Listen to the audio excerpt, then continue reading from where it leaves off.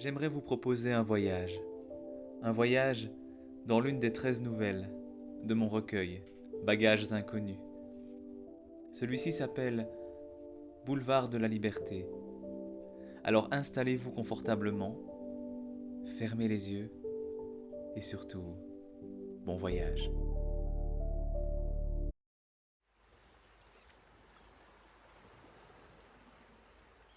J'avais beaucoup de chance. Le soleil brillait ce jour-là sur le boulevard de la Liberté. Cette digue presque droite qui s'allongeait nonchalamment contre la marée haute. On avait pourtant annoncé beaucoup de vent et de pluie. Il n'en était rien.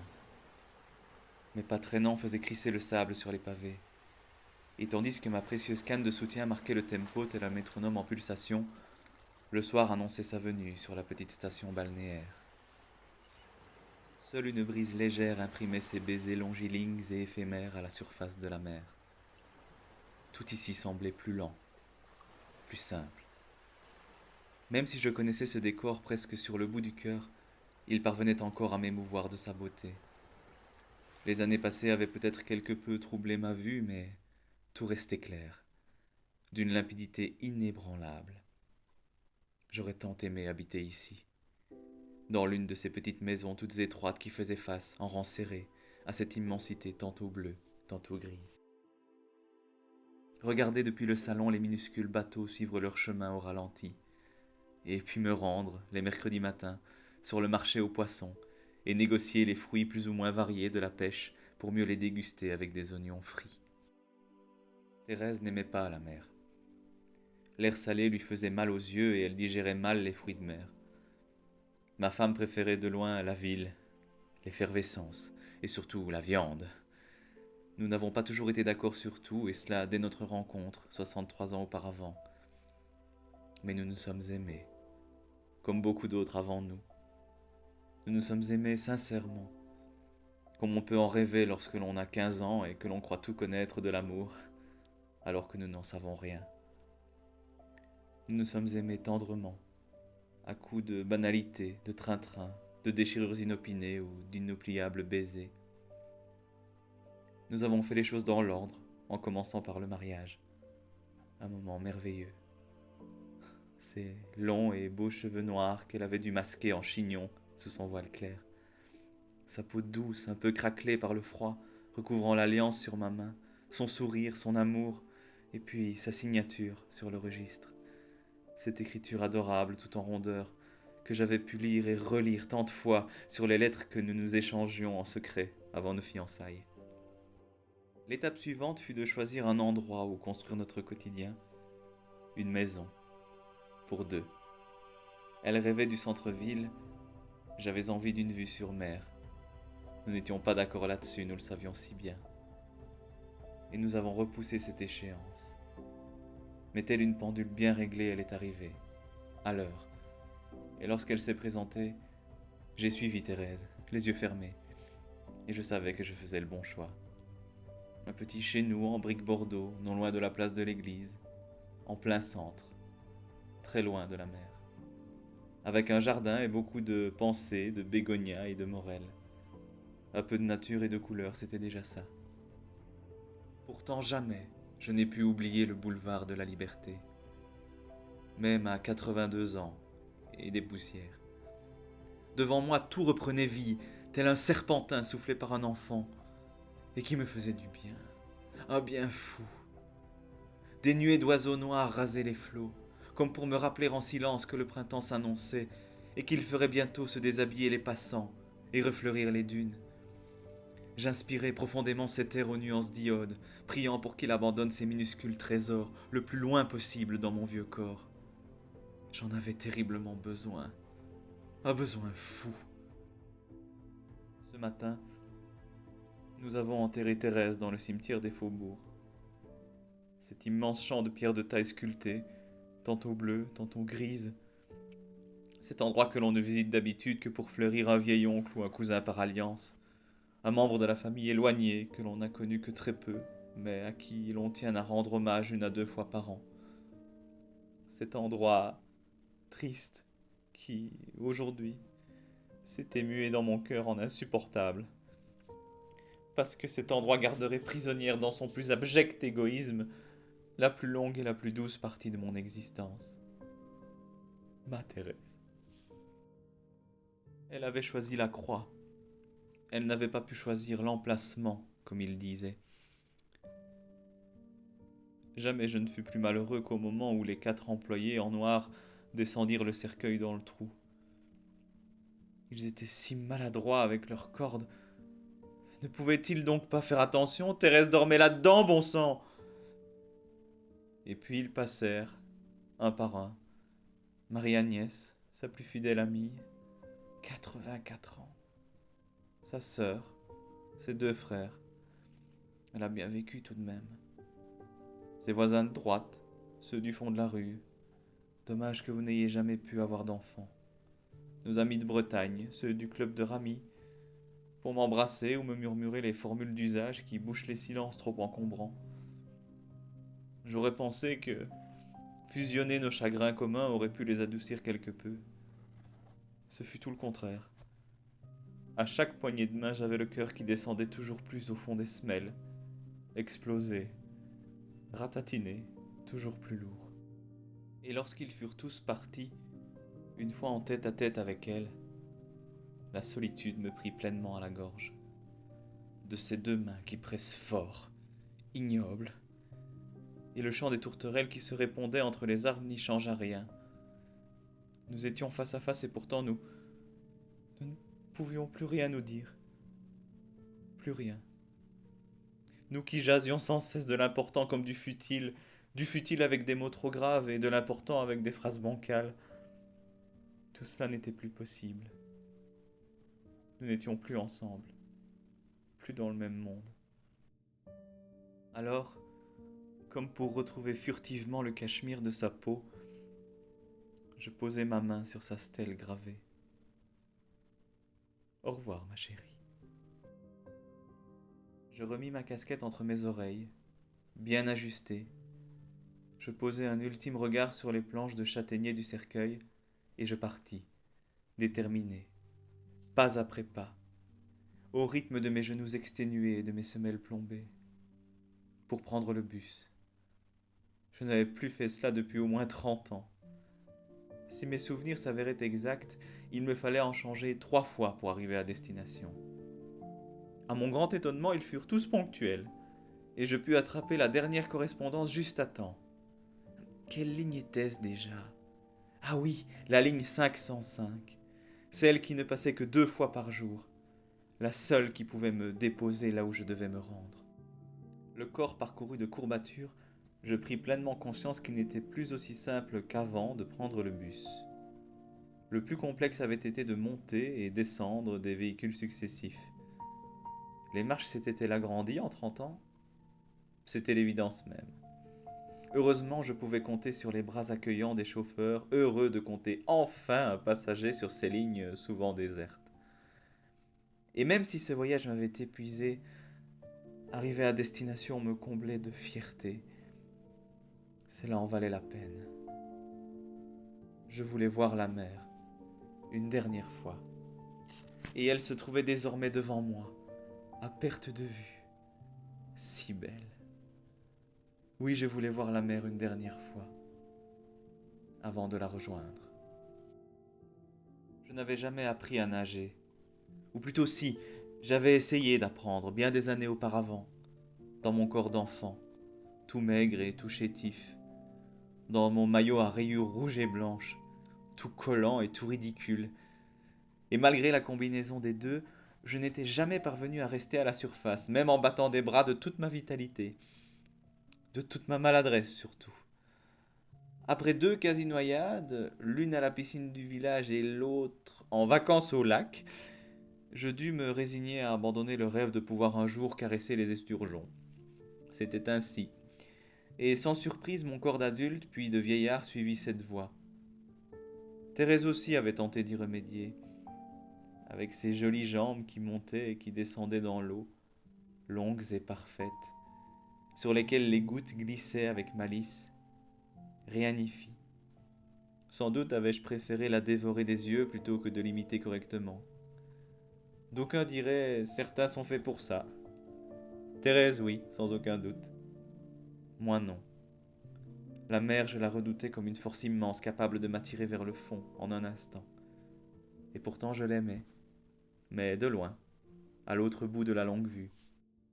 Avec l'aide de ma précieuse canne, je parvins à m'asseoir sur un banc de pierre, l'un de ceux qui virgulaient la digue, et je contemplais l'horizon, longtemps, comme j'avais tant de fois plongé mes yeux dans ceux de Thérèse pour y voir scintiller ces milliers de paillettes qui dansaient. À ma gauche, le fort maritime avait pris une ombre trop solennelle. Avec sa carrure découpée ce soir, il jouait au voyeur. Qu'avait-il donc à m'observer ainsi? Savait-il que je me préparais? Car oui, même si cela me faisait peur, tout ce qui importait désormais, c'était de me préparer, tout doucement, accepter de partir, de me laisser tomber par-delà la rambarde de la digue, pour prendre la même montgolfière, celle que l'on ne prend qu'une seule fois, qui mène directement aux étoiles, et qui, dans son ascension de battleur, nous fait revivre ces pièces de vie qui ont puzelé l'existence. Les mouettes passaient au-dessus de moi sans rien dire. Le silence m'emmitouflait de son manteau glacé. Devant, une image, et plus aucun son.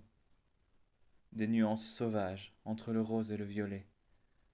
D'un éphémère tragique, en miroir, tellement douloureux. Tout semblait emmitouflé dans le coton. Les ressacs, le chant des oiseaux, la vie. Plus rien ne faisait de bruit. Et soudain, une voix d'homme, un peu distraite, très affairée. Monsieur Demaret? Je me retournai en direction de cette question qui surgissait du néant tel un coup de fusil. Elle appartenait à un jeune homme, plutôt grand, entiché d'une discrète moustache en guidon, tout à propos. Il portait une casquette en velours anthracite et plastique noir luisant. Un sac en bandoulière rempli à ras-bord reposait sur sa hanche. Je ne le connaissais pas.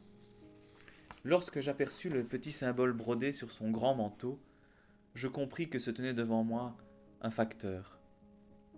Quelque peu étonné, je finis par lui répondre que j'étais bien, monsieur Demaret. Alors, de sa voix de violoncelle paisible et prosaïque, il me murmura « J'ai ceci pour vous ». Farfouillant dans son sac de cuir tout peladé, il fit émerger une petite lettre carrée qu'il me tendit. J'hésitai un instant. Était-il bien certain de ne pas faire erreur? Sa longue main puissante et sinuée ne tremblait pas. Alors je saisis le pli, des deux mains, comme on tient un foulard en soie pour éviter de le perdre. J'étais décontenancé. Sans doute était-ce de n'avoir encore jamais eu l'occasion de recevoir une lettre de couleur bleu clair. Bonne soirée, monsieur. Cette enveloppe n'avait pas de timbre, pas d'estampille ronde à l'encre noire non plus, comme si cette lettre n'avait jamais été postée nulle part. Par contre, il y avait bien quelque chose au centre. 2 lignes tapées à la machine à écrire, hors du temps. 2 lignes qu'il me fallut relire pour être tout à fait certain, tant ce qu'elles contenaient me stupéfia. Jean Demaret, sur le boulevard de la Liberté. Je retournai la lettre, pas d'expéditeur, juste un énorme cachet de cire bleu roi pour sceller le pli. Irréel. Je cherchai le facteur du regard pour tenter de comprendre. Sous le soleil qui s'enfonçait tout rouge dans la mer, la digue était déserte, à gauche comme à droite. Le jeune moustachu était reparti, aussi rapidement qu'il était apparu. Et je restais seul avec cette étrange lettre bleue. Elle semblait tellement légère que, si j'avais osé la lâcher, elle serait restée suspendue dans l'air, j'en étais persuadé. Je posai délicatement mes narines sur le rebord avant de fermer les yeux et d'inspirer très lentement. Pas le moindre parfum. Et pourtant, je reconnaissais quelque chose. Oui, quelque chose de minuscule, une sorte d'effluve familière. Peut-être que... D'un coup d'ongle, je fis sauter le cachet. À l'intérieur, je découvris un morceau de papier légèrement cartonné, un rien ondulé, tout blanc. Le genre de papier que l'on choisit pour convier ses amis les plus chers à une réception de mariage. Et sur ce petit papier, quelques mots manuscrits, tracés tout en rondeur, à l'encre bleue. Regarde derrière toi. Et sur ce banc de pierre, je me suis retourné, sans réfléchir, oubliant les douleurs chroniques qui me figeaient le dos depuis des mois, oubliant que cela ferait se déchirer mon joli veston à l'épaule droite, oubliant tout ce que la vie avait pu m'inculquer de raison. Je me suis retourné sans trop savoir pourquoi, suivant aveuglément les instructions de la lettre comme une invitation au voyage. Personne, personne dans la rue. Juste les maisons du front de mer qui me faisaient face, telle une armée de soldats ivoires au casque pointu. Personne aux fenêtres. Les rideaux demeuraient tirés pour servir de toile de fond au coucher du soleil qui répandait sa palette de couleurs. Alors j'ai regardé, derrière mes lunettes épaisses en écailles, derrière ces verres couverts de rayures et de traces de doigts, à la recherche de rien, à la recherche de tout. J'ai regardé attentivement, comme on regarde une œuvre d'art pour ne rien manquer de ses mystères. Pour ne pas la manquer. La manquer, elle. Elle était là. C'était l'évidence même. J'allais la voir arriver. D'un côté ou même de l'autre, mais quelle importance. Thérèse n'était jamais partie. Elle allait me serrer dans ses bras d'un instant à l'autre, et nous pourrions rentrer à la maison tous les deux, comme avant. Mais je ne la voyais pas arriver. Ni d'un côté, ni de l'autre. Non, toujours personne. Personne. Et puis je compris. Je compris ce dont le mot parlait, et mon cœur s'arrêta de battre un instant. Le temps de laisser passer la vague d'émotion qui s'écrasait tout à coup sur lui. J'avais bien regardé derrière moi cette fois.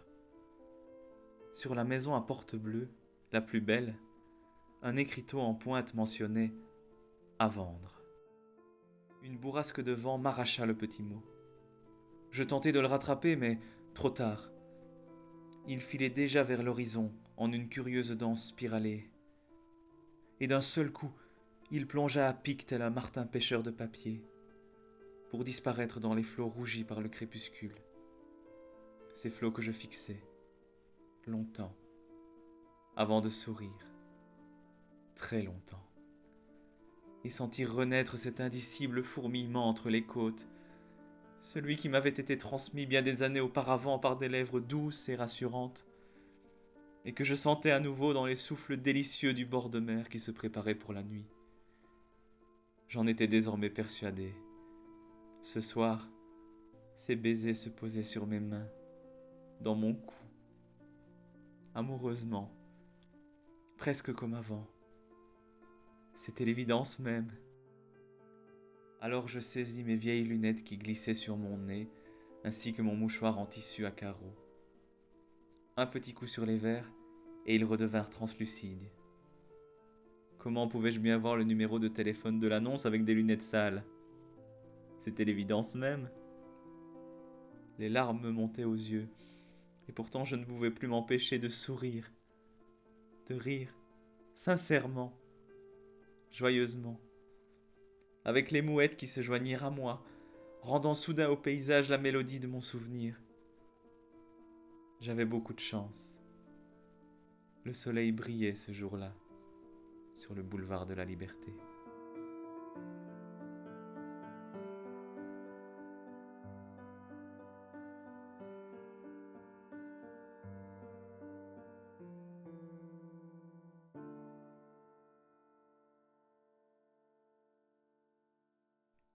Voilà, c'était Boulevard de la Liberté, l'une des 13 nouvelles du recueil Bagages inconnus. J'espère que ce voyage vous a plu et qu'il vous donnera envie de découvrir les 12 autres nouvelles de ce recueil que vous pouvez trouver en librairie ou en ligne. En tout cas, pour plus d'infos et pour les liens directs, je vous renvoie vers ma page Facebook intitulée Bagages inconnus-nouvelles. À bientôt!